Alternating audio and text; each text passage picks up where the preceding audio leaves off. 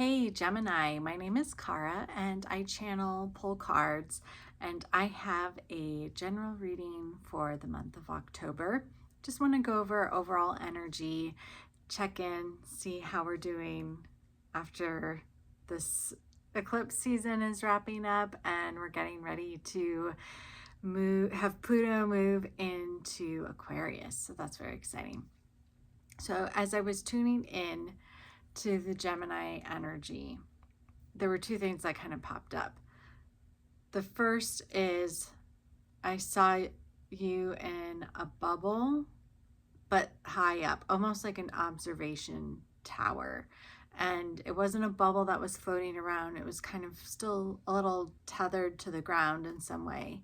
But it made me feel like you're in a place where you're observing your life and your thoughts and your routines in a way that you haven't before. It's not so much like you're in the weeds and all the activity and just kind of life is passing you by. It's definitely not that.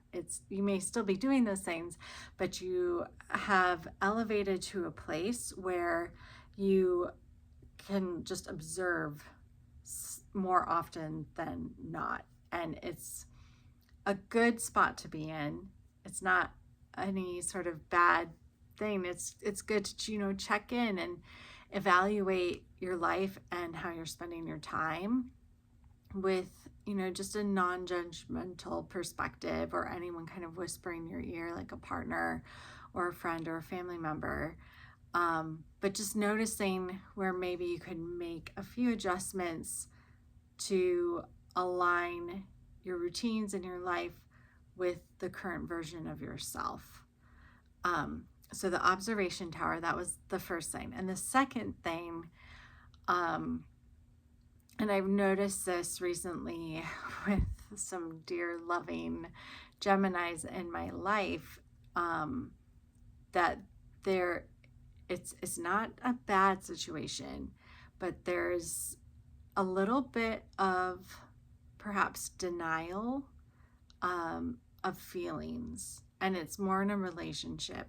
So either you haven't realized something yourself, like perhaps a close friend has turned into something more than a friend, or you do know that this person is more than a friend, but when other people ask you about it, you deny it, or you aren't quite ready to admit how you truly feel about someone. But I'm going to let you know that most of the friends who are asking you that question already know the answer. They can read your energy, the other person's energy. They just know you very well. And they also know that you're very unlikely to admit this to them or confide in them. But just know that that's the kind of general energy that's popping up here. I'm not saying whether or not this is going to be a relationship that leads to anything, but it's definitely popping. Like, you definitely have some feels, and it's interesting that you're not fully 100% willing to admit that you do. Okay, so that's what I channeled. I made some cards. I was on a trip recently to Sedona, Arizona, and just while I was in that energy, I jotted some thoughts and words down on these, just a plain deck of cards from Amazon. So it's kind of a fun thing to do, and a different souvenir, like one of a kind. So I'm going to start with just a few of these cards for overall energy for Gemini for October. So partnership card is coming up. Ask for help and collaboration. This is more so for like executing something, not so much a romantic partnership. So it's more along the lines of work, or if you have kind of a family event that's happening, perhaps a reunion or some type of party, ask for help. There's more people willing to help you than you realize, and you don't have to be overwhelmed. You don't have to do it all yourself, and it doesn't have to be perfect. You can delegate, and it'll make everything more fun for everybody. Yeah, rely on your tribe. Your tribe knows you. You're an important member of the tribe. So show up as yourself. Be honest with yourself and your feelings. And accept that your fears appear to guide you. And I just did a video about this for the eclipse, and it was about facing your fears and how that is like where the big change happens, and the big perspective shifts. And perhaps you've had a difficult year leading up to October, and you're waiting to like shift the energy. And that can happen if you face your fears, or even if you do something that you've been putting off for a long time, like doing the dishes or laundry. Just those little chores, when you do complete them, it just elevates your energy ever so slightly, shifting it towards something more fun that you want to do. And being in that fun energy is what magnetizes more fun energy to you. Yeah, and when you do that, like, expect the unexpected. When you face your fears, and perhaps this is tied to that like relationship energy I channeled at the beginning, that when you are afraid of something happening and you face it, some magic can unfold. Like, you're no longer worried. That worried energy is gone, and good things can just rush in and surprise you, like magic. Big, better, more magical. I love that stuff. So expect the unexpected. I'm going to dive into traditional tarot cards now from the Light Seers Tarot.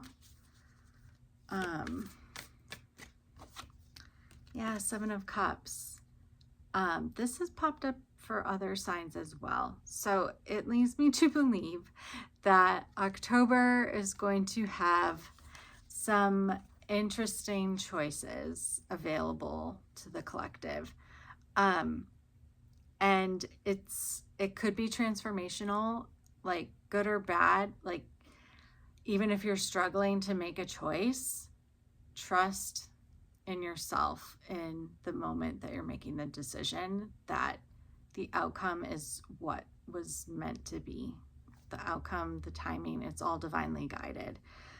So whether it's not a certainty that it's good or bad, or if you're really picking between two things that you would rather not have a choice in the matter on, make sure you don't like lose money or lose your bearings in the decision, but definitely trust your gut, and trust that even if the worst case scenario happens, you're prepared for that and you'll get through it, because you will have partnership, you're going to have your tribe, and that the fear you have surrounding that choice, it actually might be what's giving it power.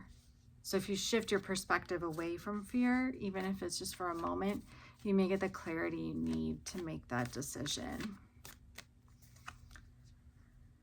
Yeah, so Five of Pentacles also popping out. There's something that you're not seeing or considering. So you may have felt like there's no other options, you're stuck in this room, but there is a key, and that key opens the door, and you can change your situation, shift out of your situation when you look up and you see the other options. Let's see what else we've got here. Page of Swords. So I would say do a little bit more research. Like, she's got her book here. Pay attention to your dreams too, because I think with these floating balloon type light bulbs, there are more ideas coming to you. And it's almost like you could get carried away by how many good ideas are coming, or, you know, some may not be not as good. But definitely, like, the combination of these three cards really make me think that, like, you have the answer inside you and you know where to find the answer externally to get support and confirmation for that choice. So lots of choices. You need to shift your perspective and that there's other options, and like look and seek out those other alternatives. Okay, let's do one more card for just what's the overall energy you should be like focusing on, for October. Got the King of Cups and the Two of Cups. So again, that partnership is popping up again with the Two of Cups. I think fears and accepting of the emotions behind those fears is what's related to this King of Cups card. So definitely dive into the water of what you're afraid of and the fear, because it's the energy that's consuming your thoughts, that like rumination or just overthinking something when it's really not an issue at all. But you haven't given yourself the chance to step back or to get the key and leave the room to process and really seek out an alternative option. All right, so I'm going to leave it there. I hope, Gemini, you have a fantastic October, and I hope this resonates. We'll see you on the next one. Bye-bye.